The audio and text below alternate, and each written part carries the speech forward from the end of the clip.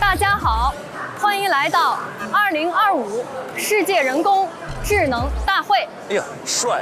但我不是仿生机器人，我是林雨佳，我是看看新闻的体验官林雨佳，欢迎大家。那刚刚我的朋友们肯定在大家，他们还是有创意啊，很全能，人演绎演得很像。15分钟等这一个开场值。我们先来给大家看一下我的朋友、我的同事给我布置了一个小任务。没错，上班人就是这样，都是带着任务来的。啊，我去拿一下我的任务。好，大家请看啊，本着不打无准备的仗这个观点，我就准备了这3个部分。在这个场馆内，我们将通过对基建类、制造类和服务类3类不同行业的探馆体验，来让大家沉浸式的观展。这是他们的一条线。对。那有一点是聪明的，就是我一上来先把我的这个结构打成一张纸，这个我有点意外，因为好像很少有记者真的会去这么做。我有一个任务清单。你可以感受一下，如果说你现在开始弯腰搬运的时候，你的腰背部是不会参与到发力的。就是先蹲腿，然后假装做一个搬运的动作。我试试啊，先蹲。哎呀，感觉对，因为你手上没有重物，感觉它把我一下提溜起来了。哎，我给侧面给大家展示一下啊，看我先弯腰，然后起。把它盘起来了。这个体验很深度，就比较好玩。就我完全抱着看热闹的心态，我也很想看一看。可看性很强。瑜伽的这个风格去做那个生活类的那个场馆多好啊！太自然了。哎呀，骑狗吗？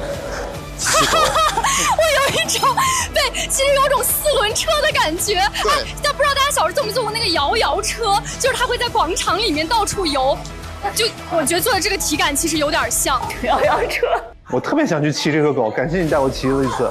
就还是有亮点，因为这是我第一次看到人骑机器对，我狗。特别想骑，你知道吗？我特别想骑狗，我就想知道这狗到底能不能骑。我们负载可以达到100千克的，100千克。对，200斤。哦，确实啊，抬不了。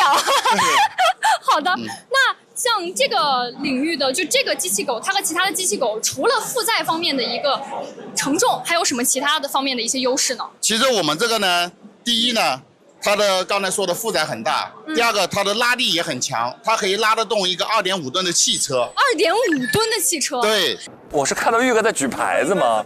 玉哥应该就是编导控场。那非常感谢您刚刚跟我们的讲解啊，就整个的过程体验下来，真的体验感非常强。好，谢谢。非常感谢您，感谢您，谢谢谢。那我们也体验来看看我们的任务表啊，我们的任务表上面有3类：基建类、制造类和服务类。这个服务类，我相信大家肯定非常的感兴趣，因为我也很感兴趣。作为我们普通人来讲 ，AI 怎么运用到我们的日常生活当中，应该是我们每个人最关心的问题。哦，嘉宾来了。好，嘉宾来了。那在这里啊，我要给大家说一个小惊喜。今天在这个现场，真的非常的幸运。我在5到10分钟前，就在这个场馆的现场，我见到了我的一个线上偶像。哎，哦，这个是那个导盲犬阿尔法。对。啊，您好，宝哥，我关注您好久了。是吧？谢谢。哇，找到大 V 了。宝哥，我作为您的很长时间的一个粉丝，就是我想有一个小小的请求，不知道就我们下午可能会在这里有一个看看新闻平台的一个直播，然后我们可能就是在 H2这个展区，能不能到时候有幸能采访一下您？那先留个联系方式，到时候看看可以吗？好，太好了，谢谢你。如果是盲人的话，这可生发性就非常大了。对呀，机器人、人工智能能解决盲人的很它那个多问题。区域不是人工智能和产业结合嘛？对，可以奔人工智能健康。是大健康、人工生活服务。那我看看宝哥在哪里，我去寻找一下他，让他跟我一起去体验最后一个部分——服务类。宝哥，您准备上场了？哦，对，来，我带您走，带您走。阿尔法。走，来，您到这边。follow。因为我觉得啊，在服务类这个大类里面，不仅仅要我们这些普通人能体会得到，特殊人群也要有普及和惠及。那嗨，宝哥，我在这里，你好，你好，那我给您别个麦，方便吗？可以，来。啊，谢谢。嗨，阿尔法。那他能找到这个人也不错。他在网上是粉丝蛮多的，还上过我们节目呢。哎呦，李佳写的一个论文是关于视障人群的。哎，我对你这篇论文很感兴趣。对，这篇论文其实是我在本科阶段跟师哥一起做了一个有关于视障群体的研究。哎呀，对上了瑜伽，发挥起来，起飞起飞。那我其实是想带您去体验一下腾讯展馆里面的一些语音交互方面的内容。哎，好呀。您带着阿尔法跟我一起走。行，好，走。阿尔法走嘞，好嘞。走吧。可以喊他一下就走喽。好的，阿尔法。好嘞。Polo。阿尔法 Polo 啊，跟上阿尔法哈。他好乖呀。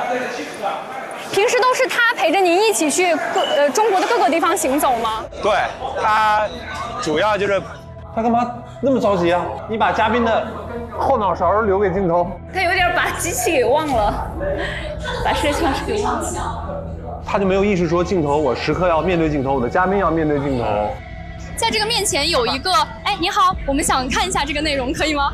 我们可以一起看，可以吗？就这个内容，它是一个有关于盲人语音交互、无障碍设施这样的一个领域。哦，前面模拟了一个过马路的情境，我看到斑马线了。对，不是，要不您在这儿？好的，对，您在这儿稍等我一下，然后我后面先跟他们衔接一下。好，盲人语音交互、无障碍设施这样的一个领域，您之前有关注过这方面？我这手机一直都在用无障碍。对，因为我知道您肯定是一直在用它的无障碍设备。对。那您有尝试过，就是说拿它去进行一些？他来介绍啊。我怀疑他是不是想用这个，但是又没有找到可以介绍的人。就是没有打配合，就是应该一个人去沟通，一个人在那儿采访。啊，他们现在配合不够好，分工很奇怪。您在进行这种语音的手机的交互的时候，您觉得困难点在哪里呢？或者说 AI 帮助到了你什么这两方面？其实我觉得你像手机的无障碍分了这个手机系统本身的无障碍，还有一个就是手机上的安装。比如说 AI 这个领域，它在行业里面或者在无障碍方面，您希望它在做到哪些点？是呢？对。然后呢，我可以帮您把它的屏幕翻转一下。玉哥一直有点着急，是在应该超时了。大模型在可能会分析你这个语义的内容，然后说接下来该怎么去解释它的意思。对，就是在我看来，这个看不见我的。30分钟了，加速。我觉得1个小时，那就是除了我们体验之外，我们可能要分出来1/3的内容去聊、去访谈。所以他要后面有1/3 20分钟的嘉宾访谈。嘉宾访谈，这个在小屏直播里面太吃亏了。它时间太长了。大家奔着的话题是进去带你逛这个。对，是，它并不是深度了解，因为深度了解可以放在演播室来完成。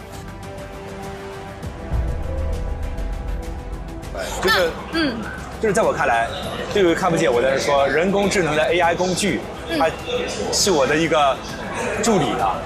那我们接下来去再往前面的展区，我们再看一下前面还有一个阿尔法，走了，合影的内容。来吧，阿尔法。好嘞。阿尔法肯定觉得这一切都很新鲜。是。在你的右手边，这里有一面墙，它叫艾玛。你跟他说，请帮我寻找某某视频、某某内容生成什么，它可以直接帮您做到。这么厉害？是。这个叫啥？它叫艾玛。IMA。对，艾玛，它有一个2维码可以扫取。等一会儿，等采访完了，我带您来扫这个2维码，怎么样？我们一起下载一下，体验一下。他为什么不现在扫？为什么说采访完了再扫？他可能时间不够了，他马上要到了。这里有一个 AI 全息合影体验，我们可以一起跟阿尔法留上一张照片。哎，好呀，好吗？时间到了就带他去体验了另外一个。可能他后边还有一个呗，他就是知道剩的时间不多了，我一定要把我所有东西走完。张老师太善良了，疯狂帮忙找吧。那我们来合一张照片吗？好嘞。接下来就往腾讯外面的展区，我们再去参观，好吗？行，阿尔法走嘞。哎，全息摄影，它为什么这个全息摄影它的技术亮点在哪儿？给我看一下呀。他好像时间太赶了，之后就有点着急了。他已经不断的在做动作，但是没有在乎说受众看到的是什么，失去目的性了，失去观众视角。那接下来我就把我的小伙伴请上来。Hello， 你们好，大家好。Hello， 能跟我介绍一下这位嘉宾吗？就是宝哥，阿尔法。宝哥是我们的一个自媒体博主。好的，他在来，宝哥站在再往您的前方走一步吧。我们刚才提到了大家都特别关心的技术，那2位对于这些技术真正的用到我们平时的生活，您觉得还有多长时间能够实现？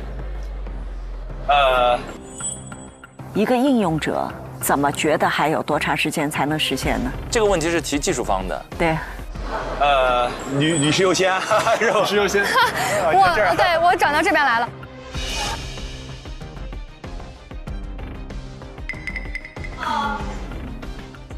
那么刚才我们说到了这么多智能穿戴、智能沟通，我们的互相的分享。那么这些技术，您如果去给它打一个信用分的话，您会从0到100，您打几分？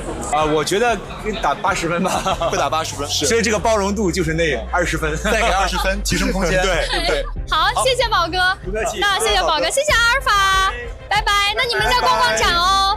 好，拜拜，再见，宝哥。谢谢。你觉得这2个人的分工是不是很奇怪？很奇怪。我感觉宝哥跟阿尔法有点乱入了，就是在他们之前的那条线之外，突然有一个变量，他又想把他们融在一起，又想把盲人的部分针对出来。对。那么下面啊，我也为你请到了一位好朋友，那么他会带我们一起来继续的云游展馆。教授，应该是20分钟留给嘉宾啊。让我们有请郑教授。欢迎郑教授。欢迎郑教授。您可以让郑教授站在中间。郑教授，您在中间吧。好。那我为大家先简单的介绍一下我们的郑教授啊。郑教授是我们复旦大学谷物学院的教授和博导，同时呢也是上海市一网统管城市数字治理的实验室主任。同时啊，郑教授还有一个非常有趣的身份，就是郑教授本身也是一位科普博主，他会为我们讲授很多的和我们人工智能、城市治理、数字治理相关的观点和想法。哦，这才是郑教授是他们请来的。哦。这个嘉宾找的，嘉宾找的也是不错的，权威性也够，然后还做科普会说，看看是怎么使用这么重磅级嘉宾。对，其实嘉宾用好了，一定是非常细的。其实您也是我们人工智能大会的老朋友了，已经参加了很多年了，对这里其实已经不陌生了。那么从您本身的研究来看和您的经历来看，您会认为有哪些技术是真正落地实现了？他们这样的比例是怎么样的？好，比例其实还很难说，应该看具体的场景。比如说有些场景比例比较高，现在我们都已经在用的，在一些手机上、移动端上的这样类似于豆包啊、类似于 Kimi 啊这样一些，那确实普及率很高。因为我最近注意到我爸爸他都快80岁了，他也会用这些啊，那说明他的普及率很高。包括有些翻译软件，大家发现普及率很高。但是呢，有一些像刚才这些具身技能，它目前基本上家庭里还不会出现，它更多的在展厅，在比如春晚上会看到。所以其实也看具体在哪个场景或者哪个行业，它的这个普及率是不一样的。那最终普及率高低还是跟刚才讲的一样，成本收益啊，是否真正带来益处啊，风险高低啊，信任程度啊，所以大概是这样的情况，各个场景都不一样。是的，也就是说，我们当看到这么多炫目的理念、概念、技术的时候，我们会发现他们在一个展览里，但却做了跟展览毫无关联的事情。现在做的这个东西可以放到演播室里去。对啊，这段在马路上也可以做，在演播室里也可以做，在哪儿做都行。但是他们选择了在展览里做。既然在现场嘛，就现场为王啊。对吗？要我就是来行家，你觉得哪个是牛的？你带我看。对，就是这些展馆，哪些我们是看个热闹，哪些在你看起来特别牛。对，反倒是他这种问题很难回答。他得替观众问，但观众不会问出那种问题来。是的，完了。你问题就很复杂。现场一定要有现场的价值。我们从这个整体的布局来看，行业布局来看，还有我们的真正的实践来看，以及这些实践过后的产品技术能不能跟我们每一个人相连？对，它能不能在我们的生活当中运用？对，它能不能对于我们的情感有这样的连接？然后雨佳现在在镜头里边，毫无意义，一言不发。你要么就不要在镜头里边了。这些都是我们在研究人工智能，我们在发现人工智能未来和探讨它的可能性的过程当中，涉及到的很多问题。其实我没有理解，就是这时候雨佳在镜头里的意义是什么？对，其实按照他们俩的分工的话，就是一个主控的时候，另外一个只做提醒工作。对。所以说我特别好奇，在我们所有的智能理念、智能技术提出的过程当中，有没有一个比较量化的投入产出比？您可以跟我们介绍一下吗？对，投入产出比其实量化的投入产出比，不是一个学术论坛，也不是一个圆桌。这个问题问的真的是，他这个问题，你说让教授怎么回答？投入产出比，你怎么说人工智能投入产出比？这种问题太大了。